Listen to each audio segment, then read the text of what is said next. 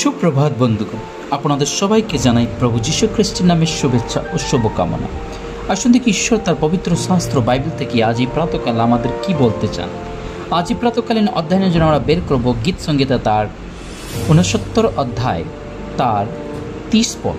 লেখা আছে, আমি গীত দ্বারা ঈশ্বরের নাম প্রশংসা করিব, স্তব দ্বারা তাহার মহিমা স্বীকার করিব। ঈশ্বর তার সুন্দর বাক্যে আমাদের সকলকে আশীর্বাদ যুক্ত করুন। আজ প্রাতকাল যখন আমরা ঈশ্বরের বাক্য পাঠ করি 69 অধ্যায়, সেখানে আমরা দেখতে পাই প্রধান বাদ্যকরের জন্য স্বর্ণনের দাউদের গীত। এখানে সাধু দাউদ তিনি বলছেন, আমি গীত দ্বারা ঈশ্বরের নাম প্রশংসা করিব। হ্যাঁ বন্ধুগণ, তিনি বলছেন আমি গীত দ্বারা ঈশ্বরের নাম প্রশংসা করিব। হ্যাঁ বন্ধুগণ, আমাদের জীবন প্রভুর জয়ধ্বনি, প্রভুর আরাধনা, প্রভুর স্তুতি, প্রভুর গীত গাওয়া আমাদের খুবই প্রয়োজন। যখন আমরা তাকে বিশ্বাস করি, যখন তার পথে আমরা চলছি, তো আমাদের জীবনে আমাদের কণ্ঠে তার সেই নাম থাকা খুবই প্রয়োজন। সর্বদা আমরা তার গীত, তার আরাধনা, তার স্তুতির জন্য করি, কারণ তিনি সেই আরাধনাতে যে সমস্ত ফল সেটা তিনি পেয়েছেন, এবং সেই বিশ্বাসে তিনি তার সেই বিশ্বাসে তিনি এখানে বলছেন, তার অভিজ্ঞতা তিনি বলছেন যে আমি গীত দ্বারা ঈশ্বরের নাম প্রশংসা করিব, স্তব দ্বারা তাহার মহিমা স্বীকার করিব।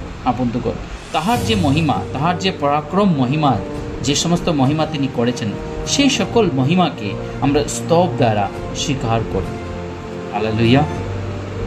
যখন একটা বিশ্বাসী প্রার্থনাতে, আরাধনাতে, তার প্রশংসার্থে যখন বসেন এবং তার নামের জয়ধ্বনি করেন, তাতে বোঝা যায় যে তিনি সেই সদাপ্রভুর প্রতি কত ভালোবাসেন এবং সদাপ্রভু সেই বাক্য সকলকে কত তিনি স্বীকার করেন। বন্ধুগণ, আমরা মুখে অনেক সময় বলি আমরা বিশ্বাসী, কিন্তু অনেক সময় আমাদের জীবনে সেই বিশ্বাস নেই। অনেক সময় আমরা বলে থাকি যে আমরা খ্রিস্টান, কিন্তু আমাদের জীবনে খ্রিস্ট নেই। এইভাবে আমরা জীবনযাপন করি। কিন্তু সাধু দাউদের এই বাক্য দ্বারা আসুন আজকে আরেকটি বার আমরা আমাদের জীবনকে পুনর্বার তার উপরে আমরা দান করি, যেন স্বীকার করি যে তিনি আমাদের জীবনের স্তব করা, আরাধনা করার একমাত্র পথ। আসুন প্রার্থনা করি।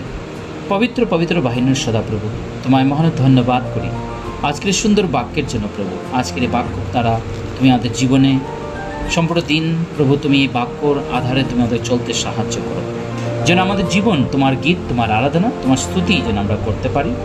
তোমার প্রশংসা যেন প্রভু তোমার গীত দ্বারা হতে পারে, তোমার স্তব দ্বারা যেন আমরা তোমার সেই মহিমা সকলকে স্বীকার করতে পারি। প্রভু, তার জন্য তুমি আমাদেরকে পরিচালনা করি।